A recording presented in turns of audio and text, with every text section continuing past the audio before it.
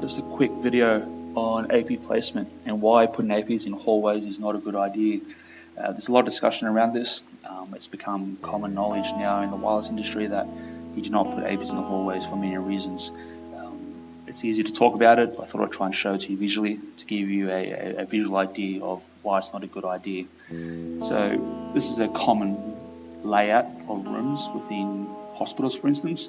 We have a lot of wards down the end over here, and then what people do traditionally is just drop APs all along the hallway to try and get that coverage in both the north and south rooms. So what I've done is I've spun it up in Echo to try and give you a visual idea.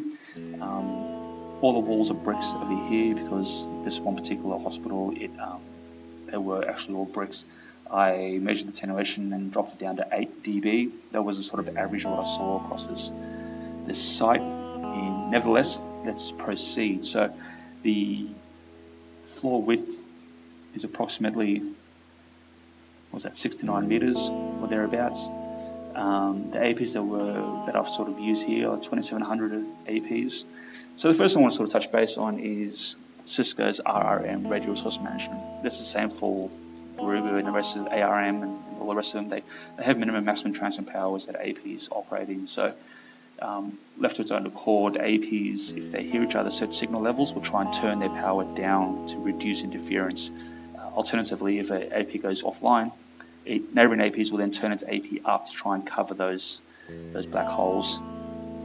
So in situations like this where APs are in the hallways and they can see each other in clear line of sight, they will try to turn the power down as much as possible to reduce that interference. Now, that's fine, but the problem is that you won't have signal where you need it, which is in the rooms. So I just thought I'd show you visually. First of all, this is off Wi-Fi Nigel's blogspot around the power levels that Cisco have. So this is for a 3600 AP. So I appreciate that, the 5 gig radio. I just thought I'd focus on 5 gig for now, up 2 and 4. And here the power levels 1 through to 6. So left to its own accord, these APs will turn the power down to 3 dBm. But people would start to raise that minimum bar to try and get that signal within the rooms. If not, start hard coding those APs. So I will set all the APs initially to 9 dBm, right in the middle, to try sort of simulate the wireless environment being lifted to that signal level.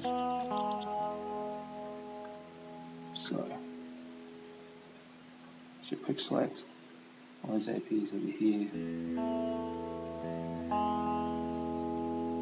9 dBm already. Okay, cool. So as you can see here, that's with all the APs turned on, 5 gig at 9 dBm. Hallways covered quite nicely, but as you can see, the room coverage is sporadic at best. So if you have a room directly north and south of the AP, you'll probably get coverage. But any alternate room, you're starting to get black holes. Now, this is at next 72 dBm, which we probably use for most data cases, data requirements. We knock that down to next 67, it starts getting a lot less. So this is for voice. So hospitals are becoming increasingly reliant on the wireless infrastructure for many things, including voice. So as you can see here, this wouldn't suit, let alone second AP coverage, which I won't bother showing you. So to give you an idea, let's just turn all these APs off. Select just one AP. Let's knock that to next 72.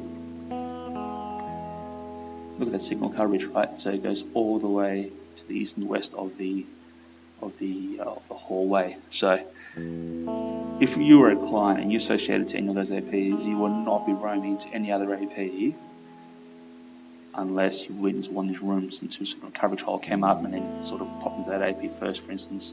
Why would you? I mean, next 72, we're getting the signal down here, the far sort of east of the building at, next 65. So there's no reason to roam, right? So I've walked past 1, 2, possibly 3 APs and haven't roamed because I haven't needed to. My client hasn't gone to me, okay, my signal's really bad, I should start looking at roaming. So it's just to show you how much the signal propagates down the hallway and that every single, there's 1, 2, 3, 4, 5, 6, 7 APs here can all hear each other at a really high signal level.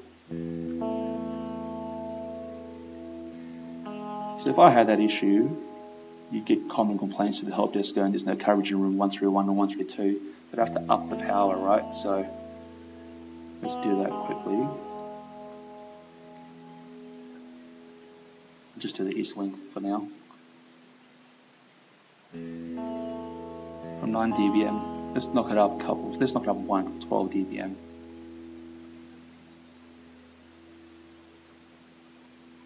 Still coverage holes, right? So they'll still get complaints. Look, you might have beds down in this corner over here, so it might not be as bad, but then again, that's where your clients will be, right? That's where your main users will be. The patients will be in these little corners of the room, potentially, right? So let's knock it up another level. So 15 dBm.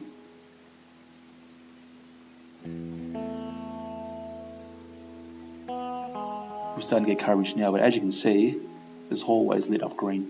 So let's select none. Select the 1 AP. As you can see, you're getting east-west. You're getting huge signal. Next 65, east.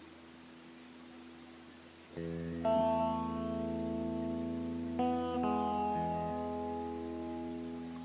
can guarantee you're getting a high signal down here too. Next 59 dBm, right? So it's just clear to show that if they want to get coverage in these rooms, they need to bump these APs up to 15 dBm, right? Which is the second highest transfer power that these APs can operate at. It just goes to show you that APs in the hallways are not a good thing, right? So the signal propagates way too far down these hallways. The onboard radio management will try and bring those APs down, which will then present you with coverage holes within the rooms. So people then, or users then, try to up their transfer power to get the coverage in the rooms, but then again they induce more issues down the hallways and clients sticking.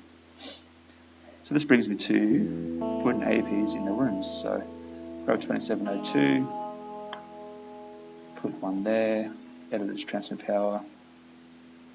Let's go back to the middle again. Let's go to 9 dBm. 5 gig.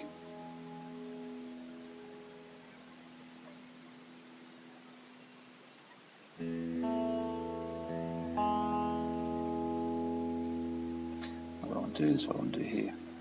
As you can see, transfer power is at 9 dBm and the cell size is significantly reduced, right? So instead of having to have APs all down the hallway, we can have them sort of staggered down the rooms like this. You can start, you can adjust it, you start getting that coverage where you need it, right? This will give the clients a much better end user experience, because what they'll be doing is they'll be connected to the AP that gives them the better data rate, connection rate, right? So you might still actually put APs down hallways, but not 7 of them. Maybe just 1 or 2, right? So this will be for roaming zones. So if I had a voice call and I was in, we moved out of that room and I roamed to that AP over there, I'd want to probably stay on single AP pending I was getting good SNR for as long as possible to try and to prevent my client from roaming, flipping and flopping between APs. So it's just my viewpoint. I've seen it work best in the industry, so that's what I would recommend. But again, I wouldn't recommend putting APs all down the hallway, obviously for obvious reasons. So if we just drop a couple like that, put another one in the hallway over here, just to hit the roaming zone, we're getting our coverage, right? So we've got 1, 2, 3, 4, 5, 6, 7, 8. One extra AP with a much better coverage pattern than what we had with all the APs in the hallways. All the rooms have coverage at next 72, and we have our roaming zones covered too. So this placement is just me dropping APs, but just to give you an example of how using the RF barriers on the floor can actually help a lot. So yeah, thanks for watching. Any questions, just hit me up.